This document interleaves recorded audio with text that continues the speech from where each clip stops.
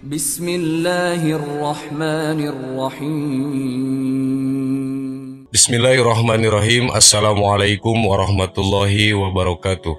Sahabat yang beriman, Allah sebagai Tuhan yang Maha Pencipta menciptakan semua makhluk dengan tujuan untuk beribadah kepadanya. Namun tahukah Anda, ternyata dari langit ketujuh Allah pernah jatuhkan makhluk ciptaannya dan makhluk ini dilaknat serta telah dijanjikan menjadi penghuni neraka yang kekal. Siapa makhluk ciptaan Allah tersebut? Berikut ulasannya. Setiap makhluk yang senantiasa beriman dan bertakwa maka harus berbahagia, karena kelak balasan dari Allah adalah berupa surga yang begitu indah. Namun, bagi mereka yang berpaling serta menuruti hawa nafsu dan senang dengan kemaksiatan, karena orang-orang seperti ini akan dilemparkan ke dalam panasnya api neraka. Sama seperti yang pernah terjadi kepada salah satu makhluk bernama Iblis yang Allah jatuhkan dari langit ketujuh. Padahal Iblis pada awalnya adalah salah satu makhluk Allah yang begitu taat untuk beribadah dan selalu bersujud kepadanya. Iblis pada awalnya bernama Azazil. Dia adalah salah satu malaikat. Azazil punya wajah yang begitu rupawan, memiliki 4 sayap, ilmu yang tinggi, bahkan pernah jadi pemimpinnya para malaikat. Azazil juga memiliki beberapa tempat khusus di langit serta bisa mendengarkan kabar-kabar rahasia dari Allah Subhanahu wa Ta'ala. Azazil juga sangat terkenal di surga sebab doanya selalu dikabulkan oleh Allah Subhanahu wa Ta'ala. Karena semua hal ini, para malaikat lain pun kagum terhadap dirinya. Namun, semua itu berubah ketika Allah Subhanahu wa Ta'ala berfirman, A'udzubillahi minasyaitonirrajim. Bismillahirrahmanirrahim. Wa idzu qala rabbuka lil malaikati inni ja'ilun fil ardi khalifah. Qalu ataj'alu fiha ma yufsidu fiha wa yasfikud dima. Wa nahnu nusabbihu bihamdika wa nuqaddisu lak. Qala inni a'lamu ma la ta'lamun. Shadaqallahul adzim. Dan ingatlah ketika Tuhanmu berfirman kepada para malaikat, sesungguhnya aku hendak menciptakan seorang khalifah di bumi. Para malaikat berkata, mengapa hendak kau jadikan khalifah di bumi itu orang yang akan membuat kerusakan di dalamnya dan menumpahkan darah? Padahal kami senantiasa bertasbih dengan memujimu dan menyucikanmu. Tuhan menjawab, sesungguhnya aku mengetahui apa yang tidak kalian ketahui. Quran Surat Al-Baqarah ayat 30. Kemudian Allah menciptakan Adam sebagai manusia pertama. Allah juga memperagakan keistimewaan yang dimiliki oleh Adam. Hal ini membuat malaikat mengakui kelebihannya atas mereka. Kemudian Allah memerintahkan para malaikat untuk bersujud kepada Adam sebagai wujud kepatuhan dan pengakuan atas keagungannya. Semua malaikat pun patuh, kecuali Azazil yang enggan sujud kepada Adam. Lalu Allah Subhanahu wa Ta'ala berfirman, apakah yang menghalangimu untuk bersujud kepada Adam di waktu aku menyuruhmu?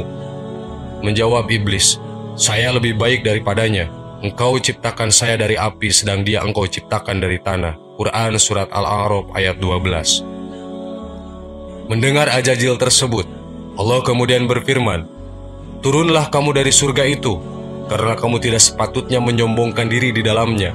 Maka keluarlah, sesungguhnya kamu termasuk orang-orang yang hina. Quran Surat Al-A'raf ayat 13. Karena tidak terima, Iblis lalu menjawab, beri tangguhlah saya sampai waktu mereka dibangkitkan. Quran Surat Al-A'raf ayat 14. Allah berfirman, sesungguhnya kamu termasuk mereka yang diberi tangguh.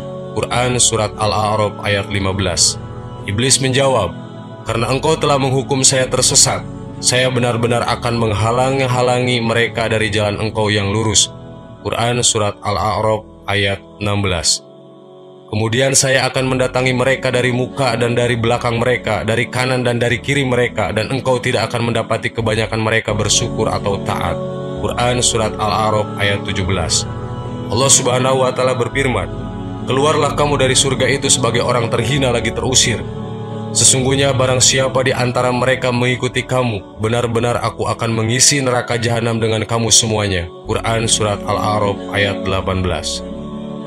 Sebab ketidakpatuhannya pada perintah Tuhannya tersebut, maka Allah tidak lagi memanggil dengan sebutan Azazil, namun ia dipanggil dengan nama Iblis yang artinya keputusasaan, karena ia telah berputus asa dari rahmat Allah Subhanahu wa Ta'ala. Tidak sekedar itu, Allah pun mengubah wajah Iblis yang tadinya rupawan menjadi bentuk yang seburuk-buruknya rupa. Kepalanya seperti kepala unta, dadanya seperti daging yang menonjol di atas punggung. Wajah yang ada di antara dada dan kepala itu seperti wajah kera dan kedua matanya terbelah. Lubang hidungnya terbuka, bibirnya besar seperti bibir lembu, taringnya seperti taring babi hutan yang keluar dan janggutnya sebanyak 7 helai. Sahabat yang beriman, iblis ini yang kemudian dalam sejarah sebagai makhluk yang Allah jatuhkan dari langit ke-7. Makhluk yang sombong dan angkuh sebab tidak mau bersujud kepada Nabi Adam. Kesombongan yang menjadikan iblis harus jatuh keluar dari surga Allah dan dikutuk kelak menjadi penghuni neraka yang kekal. Wallahu a'lam bishawab. Assalamualaikum warahmatullahi wabarakatuh.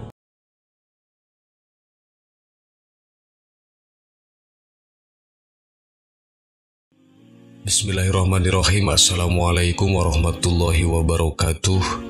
Sahabat yang beriman, kiamat merupakan hari penghabisan alam semesta atau berakhirnya kehidupan di dunia sesuai dengan kehendak Allah Subhanahu wa Ta'ala.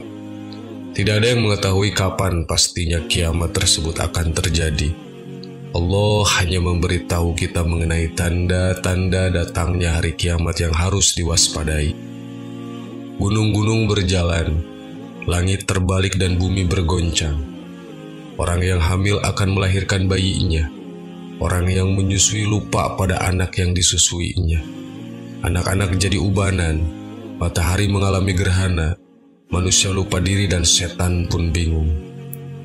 Allah Subhanahu wa Ta'ala berfirman, sesungguhnya goncangan pada hari kiamat adalah goncangan yang sangat besar. Quran Surat Al-Hajj ayat 1. Hari kiamat adalah kepastian yang akan datang jika tiba saatnya. Tidak ada satu orang pun yang tahu kapan kiamat itu datang. Bahkan manusia paling mulia sekalipun Nabi Muhammad SAW juga tidak tahu kapan kiamat akan datang.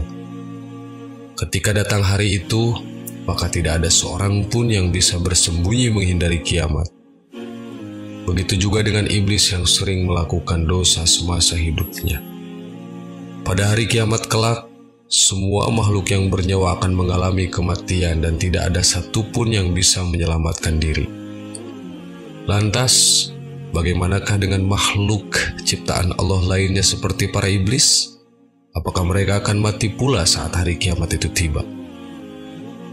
Berdasarkan kitab karya agung dari Imam Abdurrahim, ketika hari kiamat tiba, iblis dan bala tentaranya juga akan mengalami yang namanya kematian.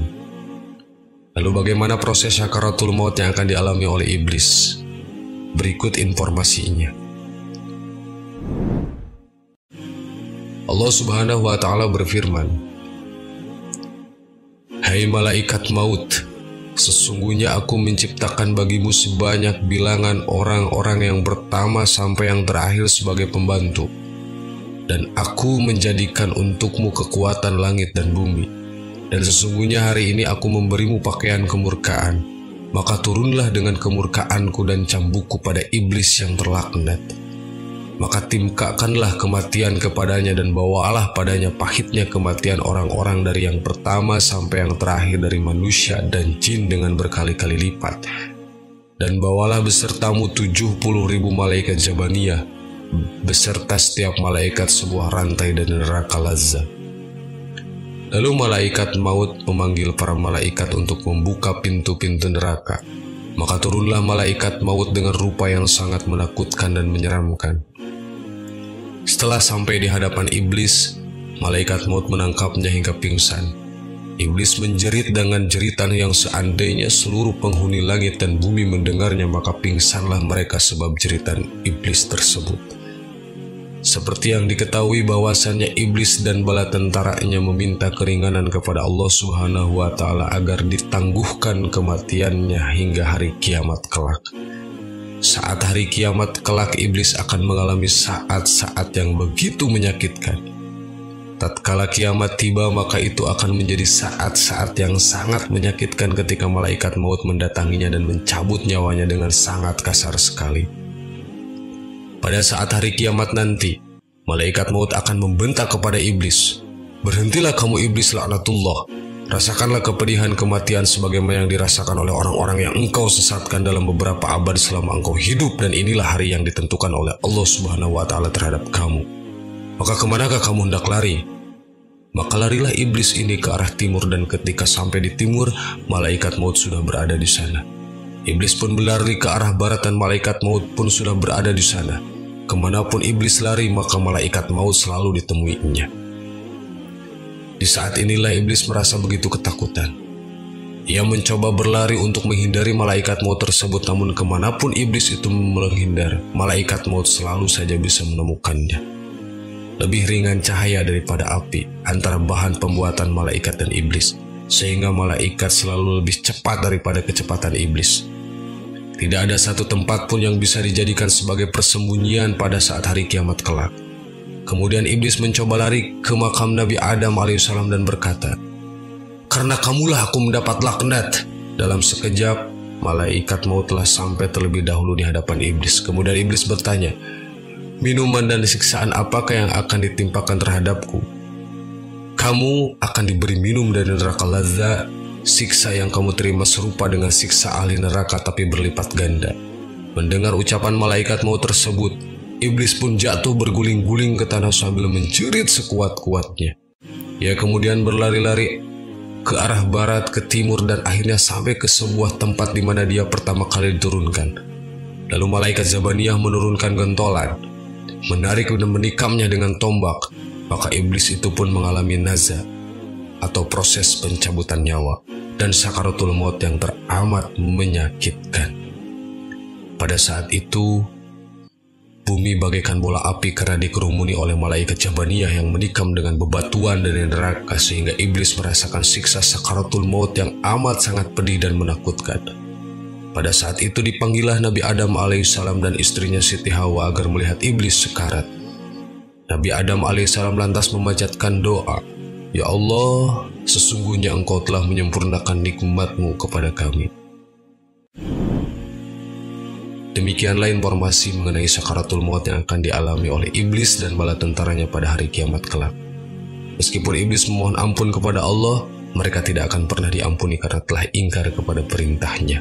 Wallahu a'lam. Assalamualaikum warahmatullahi wabarakatuh.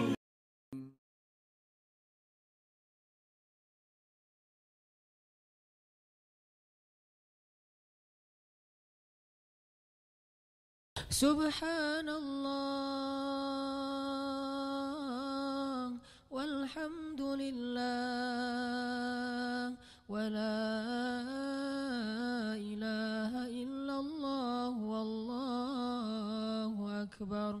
Subhanallah walhamdulillah wa la